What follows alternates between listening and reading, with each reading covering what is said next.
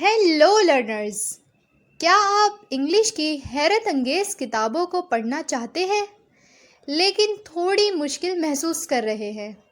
परेशान ना हो, आप बिल्कुल सही जगह पर हैं।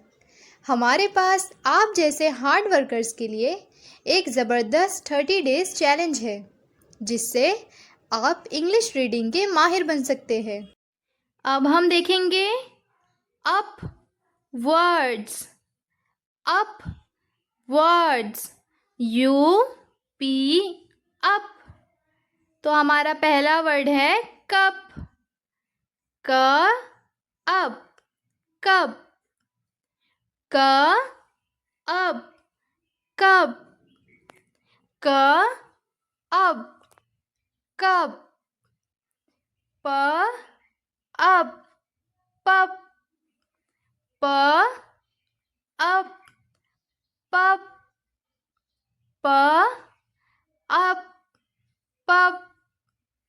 स अप, सप। स अप, सप।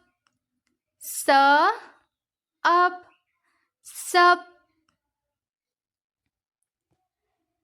अब हम सेंटेंसेस को देखते हैं। द पप licks milk from a cup. The pup licks milk from a cup. The pup licks milk from the cup. आपको मैं बता दूं कि licks मतलब चाटना। licks जो वर्ड है इंग्लिश में उसका मतलब होता है चाटना।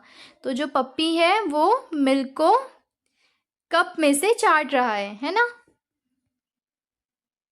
तो अब हमारा नेक्स्ट सेंटेंस है the balloons go up up up.